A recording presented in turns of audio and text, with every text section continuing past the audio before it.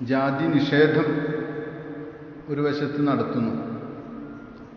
യഥാർത്ഥ ജാതിയെ ഗുരു നിർവചിക്കുകയും ചെയ്യുന്നു. ജാതി എന്നത് സ്പീഷീസാണ് ഗുരുവിനെ സംബന്ധിച്ചിടത്തോളം. മനുഷ്യനൊരു ജാതി എന്നത് ആ അർത്ഥത്തിലാണ് പറയുന്നത്.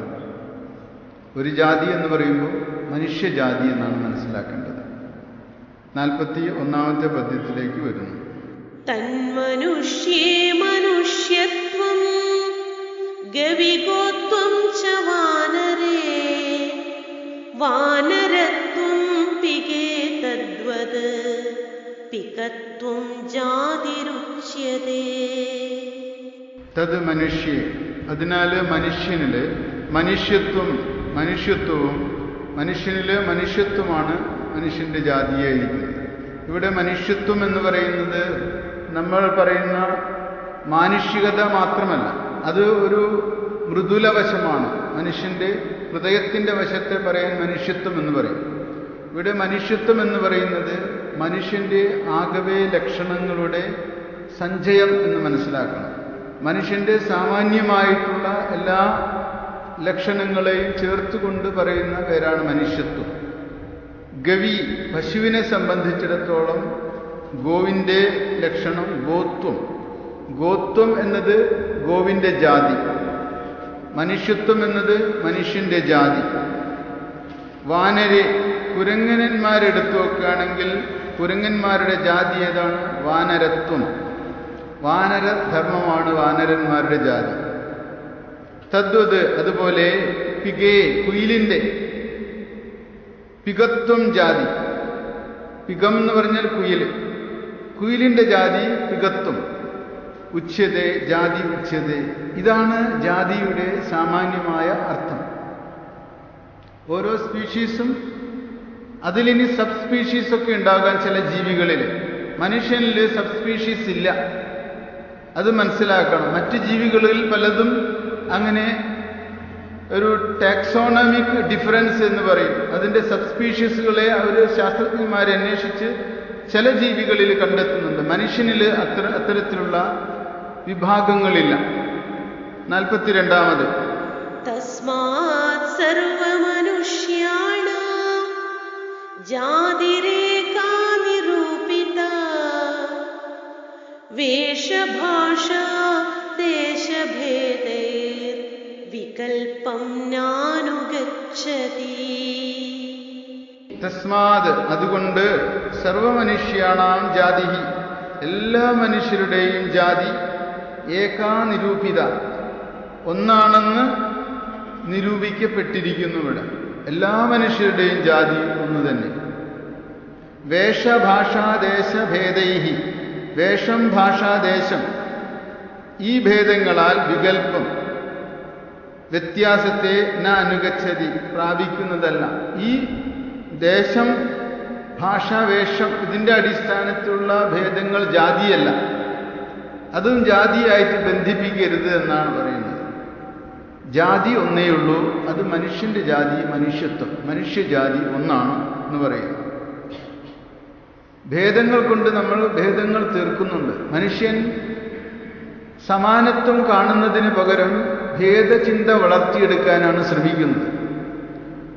ഗുരുദേവനാകട്ടെ മനുഷ്യർക്കിടയിൽ ഉള്ള ഭേദചിന്തകളെ നിരാകരിക്കുവാനും സമന്വയ ചിന്തയെ വളർത്തുവാനുമാണ് ഗുരു ശ്രമിച്ചിട്ടുള്ളത്. അത് അരീപ്പുറത്ത് ശിവപ്രതിഷ്ഠ നടത്തിയതിന് ശേഷം ഗുരു അവിടെ എഴുതിവെച്ച ആദ്യത്തെ ശ്ലോകം തന്നെ ഗുരുവിൻ്റെ വിശാല ദർശനത്തിൻ്റെ ഒരു നിദർശനമാണ്. ജാതിഭേദം മതദ്വേഷം ഏതുമില്ലാതെ സർവരും സോദരത്വേന വാഴുന്ന മാതൃകാസ്ഥാനമാണിത്. ജാതിഭേദം, മതദ്വേഷം, അതിനുശേഷം ഏതുമില്ലാതെ എന്നാണ് പറഞ്ഞിരിക്കുന്നത്. ജാതിഭേദം മാത്രമല്ല, മതദ്വേഷം മാത്രമല്ല, ഒരു തരത്തിലുള്ള ഭേദവും പാടില്ല. ഭേദങ്ങൾ സൃഷ്ടിക്കുന്നതിലൂടെ മനുഷ്യൻ ഉത്കൃഷ്ടനാവുകയല്ല ചെയ്യുന്നത്, അപകൃഷ്ടനാവുകയാണ് ചെയ്യുന്നത്. മാനവരാശി ഉയരുന്നത് മനുഷ്യൻ വേറൊരു മനുഷ്യനെ സഹോദരനായിട്ട് കാണുമ്പോഴാണ്.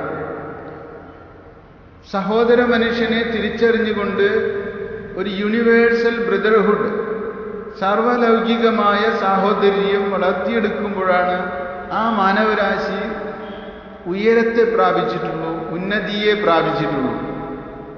പലപ്പോഴും മാനവരാശിക്ക് ഏകദാനമായ ഒരു അടിത്തറ കൊണ്ടുവരാനായിട്ട് ദാർശനികമായ ഒരു കാഴ്ചപ്പാട് ആവശ്യമായിട്ട് വരുന്നുണ്ട്. ലോകത്ത് പല മഹാത്മാക്കളും അത്തരത്തിൽ ഒരു കാഴ്ചപ്പാട് വികസിപ്പിച്ചെടുക്കാൻ ശ്രമിച്ചിട്ടുണ്ടെങ്കിലും ഗുരുവിനോളം പോന്ന ഒരു ഉൾക്കാഴ്ച അവരുടെ ആധ്യാത്മിക, ദാർശനിക, സാമൂഹിക ജീവിതത്തിലെ പൂർണ്ണതയോട് കൂടിയിട്ട് പ്രകാശിച്ചിട്ടുണ്ടെന്ന് പറയാൻ കഴിയില്ല. എന്നാൽ പലപ്പോഴും മഹാത്മാക്കളെല്ലാം തന്നെ സമൂഹത്തിലും മനസ്സിലും നിലനിൽക്കുന്ന ഹിംസയെ നിരാകരിക്കുവാനും അഹിംസയെ പ്രോത്സാഹിപ്പിക്കാനും സത്യത്തിലും ഭൂതദയയിലും സഹിഷ്ണുതയിലും അധിഷ്ഠിതമായ ജീവിത ബന്ധാവ് വെട്ടി തുറക്കുവാനും അവരെ സഹായിച്ചിട്ടുണ്ട്. ഇവിടെ ഗുരു ആകട്ടെ കുറച്ചുകൂടി മനുഷ്യന്റെ ഏകതയെ ലക്ഷ്യമിട്ടുകൊണ്ടുള്ള ദർശനത്തെയാണ് അവതരിപ്പിക്കുന്നത്. തസ്മാത് സർവ മനുഷ്യാണാം ജാതിരേകം നിരൂപിത, എല്ലാ മനുഷ്യരുടെയും ജാതി ഒന്നാണ് എന്ന് നാം ഹൃദയത്തിൽ എഴുതി വയ്ക്കണം. വെറുതെ ബോർഡിൽ എഴുതി വെച്ചാൽ പോരാ, ഹൃദയത്തിൽ നമ്മൾ എഴുതി വയ്ക്കണം, സ്റ്റാമ്പ് ചെയ്യണം എപ്പോഴും. അവിടെ നിന്നാണ് നമ്മളൊരു ഉത്തമ മനുഷ്യനായിട്ടും ഒരു ഗുരുവിൻ്റെ യഥാർത്ഥ ഫോളോവറായിട്ട് മാറുന്നത്. നമ്മൾക്ക് ഒരു യഥാർത്ഥ ഫോളോവറാകണോ അല്ലെങ്കിൽ ഒരു വ്യാജനായ ഫോളോവറാകണോ എന്നുള്ളതാണ് നമ്മളോടുള്ള സത്യസന്ധമായൊരു ചോദ്യം. ഗുരുവിനെ വ്യാജമായിട്ട് പിന്തുടരുന്നതിലൂടെ ഗുരുവിൻ്റെ ശ്രേയസ്സിന് കളങ്കം ചാർത്തുകയാണ് നമ്മൾ ചെയ്യുന്നത്. ഗുരുവിൻ്റെ ആ ധവളമായ പ്രതലത്തിൽ നമ്മളുടെ മനസ്സിൻ്റെ സങ്കുചിതത്തിൻ്റെ കറുത്ത പാട് നമ്മൾ വീഴ്ത്തുകയാണ് ചെയ്യുന്നത്. ഒന്നോ രണ്ടോ ആളല്ല ഇന്ന് സമൂഹത്തിൽ അത്തരത്തിൽ ഗുരുവിൻ്റെ ശ്രേയസ്സിൽ കളങ്കം ചാർത്തിയിട്ടുള്ളത്. അതിൻ്റെയൊക്കെ ദുരന്തമായിട്ട് ഗുരുവിനെ മറ്റു മനുഷ്യർ സ്വീകരിക്കുവാൻ മടി കാണിക്കുന്നു. കാരണം അവർ ഗുരുവിൻ്റെ ദാർശനിക കൃതികളോ അതുപോലുള്ള വചനങ്ങളോ ഒന്നുമല്ല കേൾക്കുന്നത്, മനസ്സിലാക്കുന്നത്. ഗുരുവിൻ്റെ പിൻഗാമികളോ അനുഭാവികളോ ആയിട്ടുള്ള ആളുകൾ കാണിക്കുന്ന ചിന്തയും സങ്കുചിതത്വവും ഒക്കെയാണ് അവർക്ക് ഗുരുവിനെ കുറിച്ചുള്ള ഒരു അറിവ് പകർന്നു നൽകുന്ന ഘടകം. അപ്പം അതുകൊണ്ട് നാം ഒരു ജനത വിശാലമായ അർത്ഥത്തിൽ വളരുമ്പോഴാണ് ഗുരുവിൻ്റെ മഹിമ, ശ്രേയസ്, ഉത്കൃഷ്ടത ഇതൊക്കെ സമൂഹത്തിൽ ഒരു പൂവിൻ്റെ പരിമളം പോലെ പടരുകയുള്ളൂ. അല്ലാത്ത പക്ഷം അത് പടരുകയില്ല. 43-ാമത്തെ പദ്യം.